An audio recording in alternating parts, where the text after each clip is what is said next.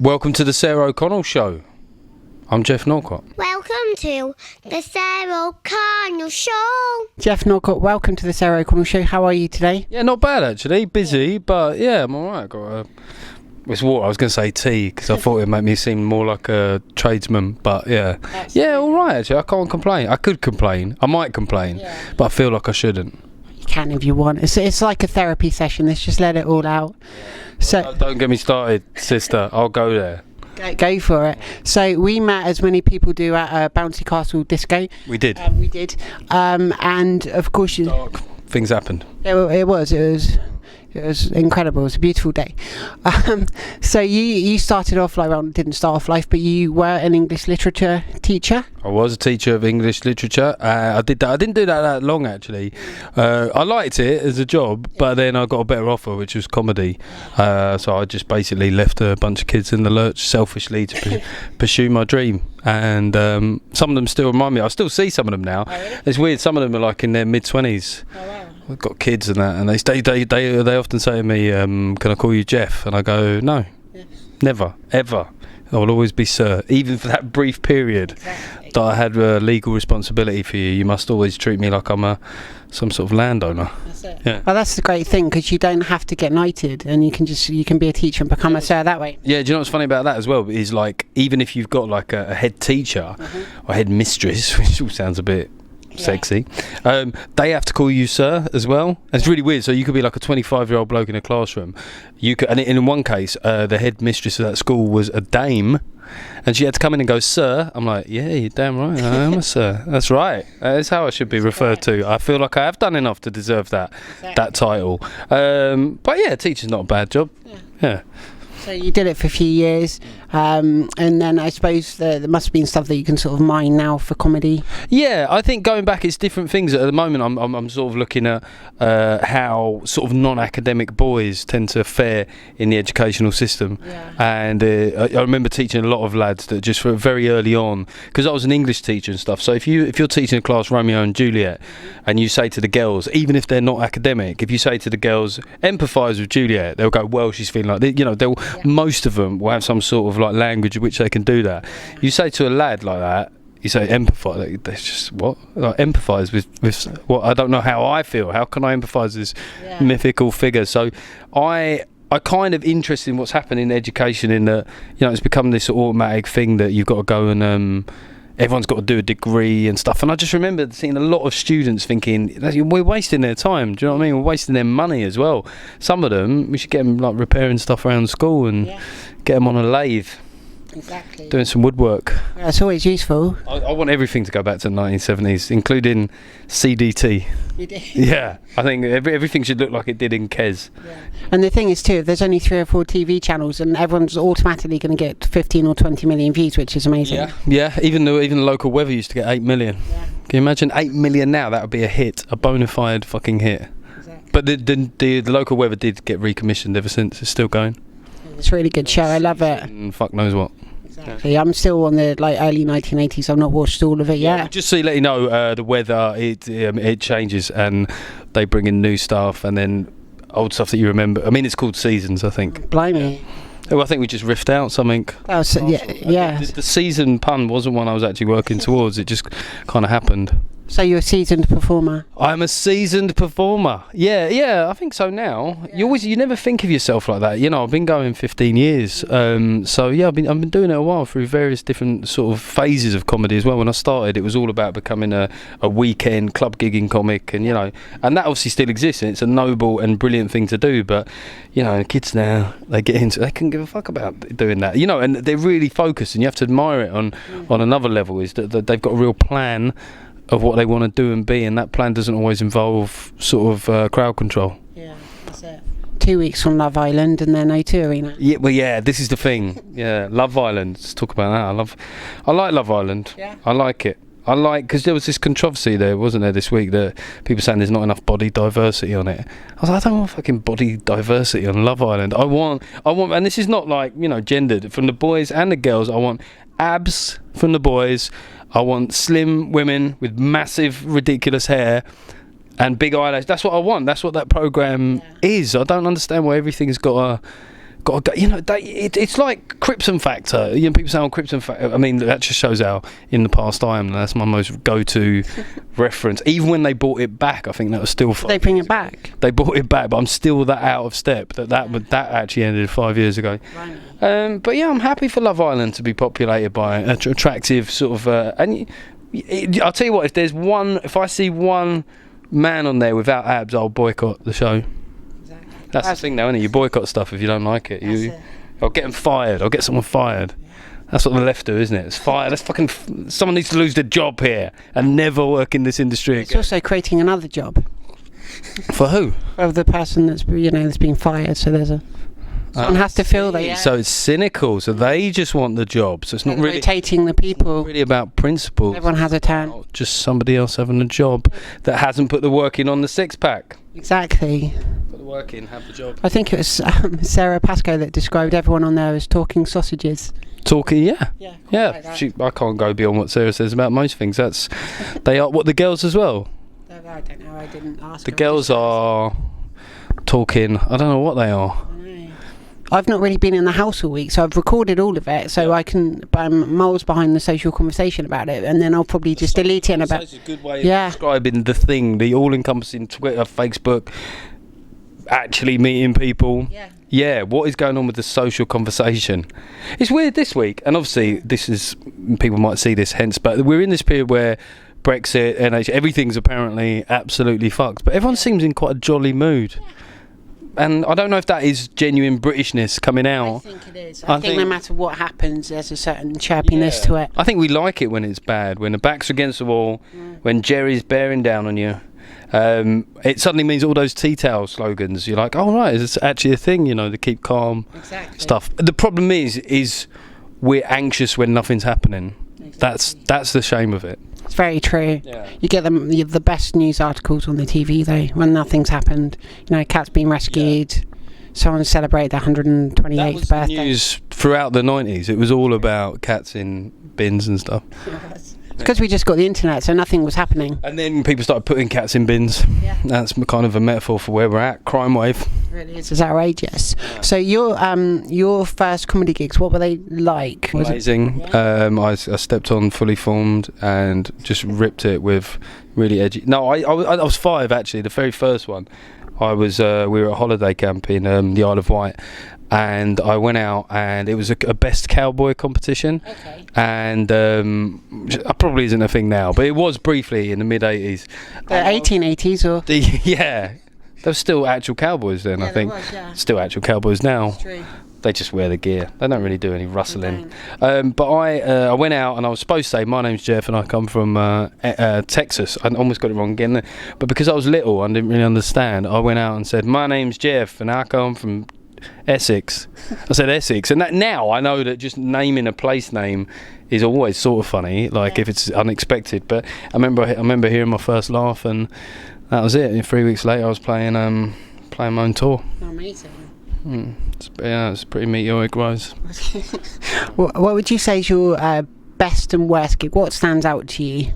Well, it's always quite recent, I suppose, because you just take on a new skill set, you get some new. It's probably you haven't improved as much as you think you do. That's what I think. You always need to believe that you're on some sort of like creative sort of precipice, looking down on your old self. But on the spring leg of the tour, I did a show in Leeds. And I was on stage an hour, and it was never awkward, and it was always fun. And there was another one in Birmingham as well, the Glee Club, and it was it was completely full, and I was buzzing because of that.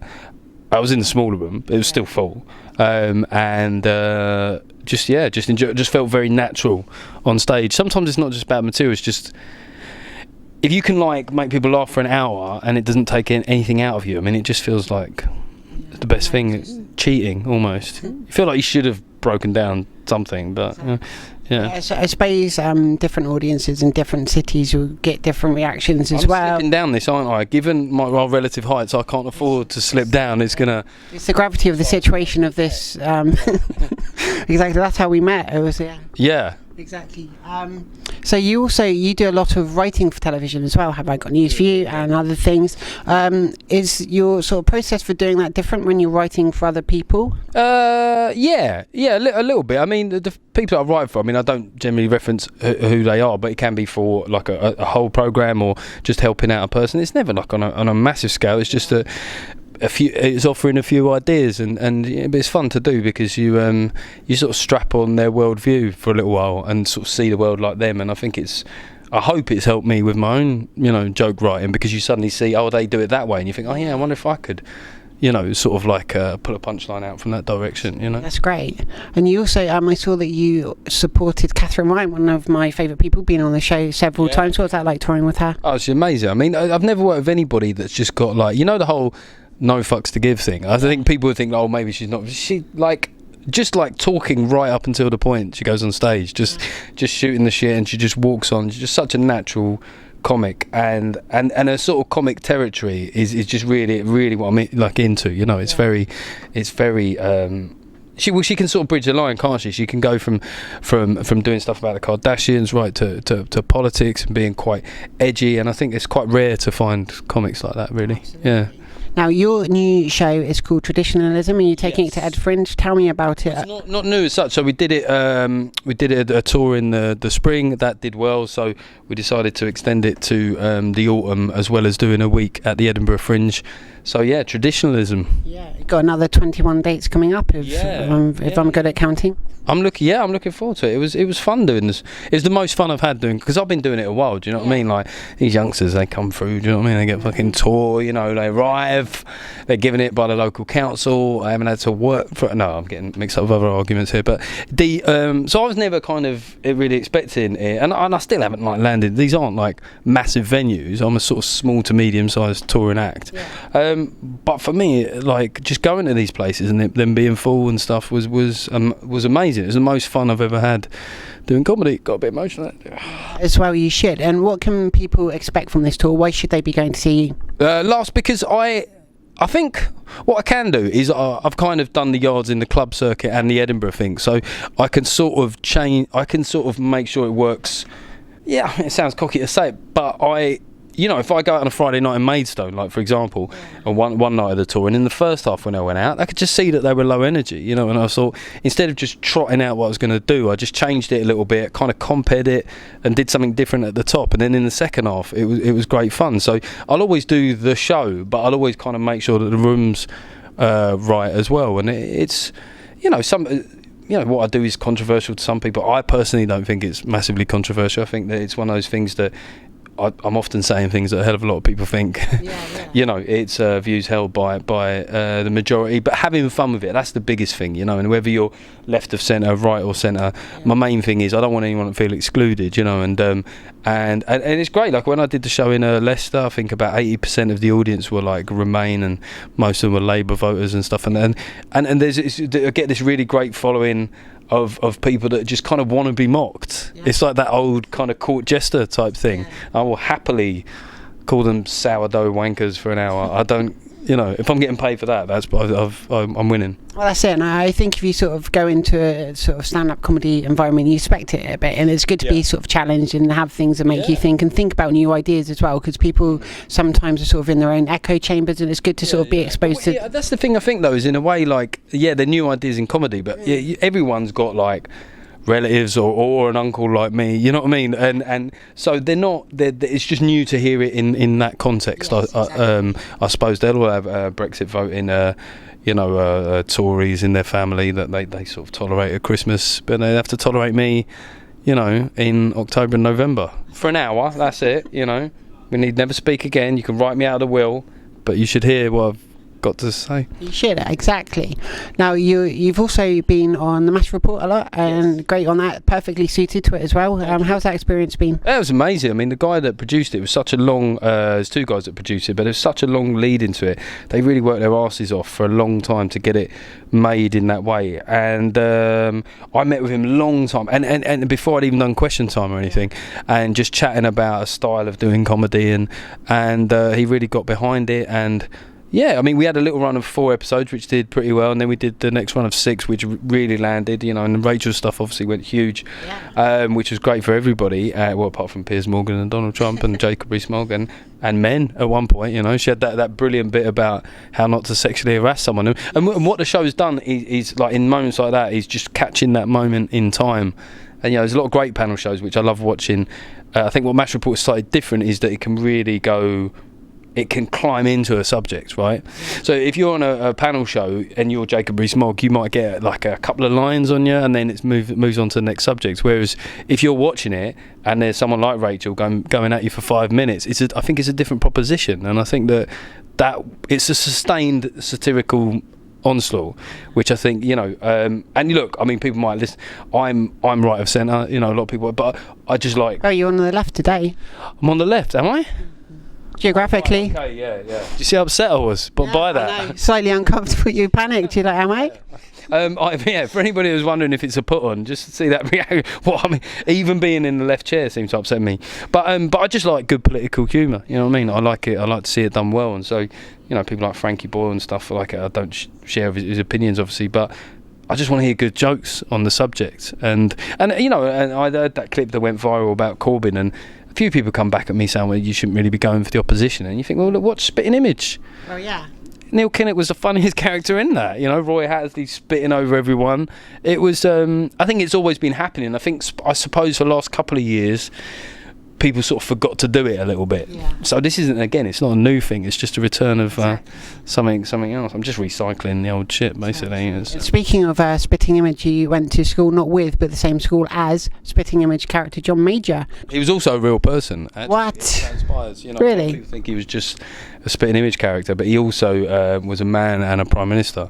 I saw him walk through a shopping centre one day, which was, He's a big bloke.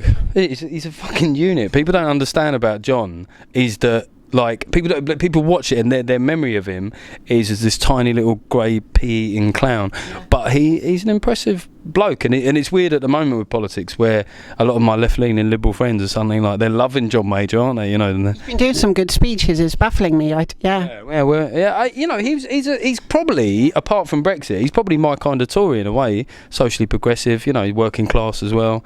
You know, that's the thing about the Tories. They have this weird habit of making women or working class people leader. I mean, it's just, you know, imagine if Labour ever did.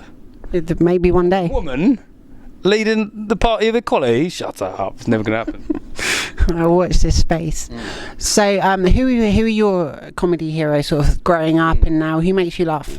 When I was young, my mum watched a lot of Dave Allen, and I thought he was incredible, and just his ability to evoke situations with simple uses of language is very lean and very descriptive. Then probably the same people as most, really, like Richard Pryor and a lot of American stuff. And I, you know, now like a typical bloke of mine, Bill Burr, you know, these people, Dave Chappelle. I think the sass and the posturing. I don't say posturing as they don't mean it, but the kind of the kind of chutzpah of the American comics is something that it's very intoxicating, isn't it? You just want to swagger and go, yeah, fuck you, hey, shut the fuck, hey, look at you fucking prick. You want to be, but I you know, I have to understand who I am as a comic, and I'm not. I would love to go out and you know, and have some of Bill Burr's kind of attitude, but I'm not, you know, I'm not the same guy, and I probably have a greater need. You got to understand who you are as a person to be a comic, and my need to be liked is too pathetically high. So even though I do push the boundaries, I don't really want to fall out of anyone. Oh yeah, because you want the entire audience to enjoy it, right? Just love. Yeah. That's all it is. Everybody to love me. That's all it is. Simple requests. Just everybody to think I'm awesome. Yeah, well, yeah. I'm sure the comment section to this video will corroborate that. Well, it will, because I'll just delete. What? I think he should fucking... They'll probably say radical or cowabunga or things like that, but it'll be... Yeah, you're right. I didn't think of it going that way. I just thought that they would simply zone in on the weakness that I displayed there as a man. Not at all. I mean, there's no milk in that coffee. There's no coffee in that coffee. Yeah, it's just... True. You're not even on a chair. You're just doing like an extreme squat position. One of those weird Yoda things. You are. Yeah. It's very true. So what have you got coming up next? What are your plans for the year? It's going to be, I've got a few writing jobs at the moment. Then it's Edinburgh. I'm up there the 13th to the 19th at the Gilded Balloon at 6:45 with Traditionalism. Then I've got a TV thing in September, which I can't say anything about at the moment, but it could be exciting. This is a scoop, but it'd only really be a scoop if there was anyone outside of me who gave a fuck about this. But there's we've got a commission for something, and it will be sort of bridge the line between sort of social commentary and a bit of comedy, and so that hopefully we'll be filming that in September. And then touring October, November, MASH Report coming back. I don't think I'm giving away anything there. October. Of course, it's coming back. It's a good show. And then then my tour ends with the big show at Leicester Square Theatre in the main room, 7th of December. I think it's going to be mainly family to that one, yeah. Well, they're all family at this point, aren't they? The entire audience is family. That's right. Do you know what? It's really nice. A lot of people have been saying recently about Twitter's a cesspit and all that, but as I've got, I'm not like widely followed. I've got a decent amount. It's really nice. Like I say stuff, and quite a few people agree, and it's really bolstered my fragile self-esteem, And I think the thing is, because I'm right of centre, they're really nice in that they want to support me. So even when I'm talking shit, they're like, "Yeah, go on then, Geoff," until someone else comes along. Exactly. But it'll be fine. Out there, fucking like hard hitting, right? Who doesn't need to be loved?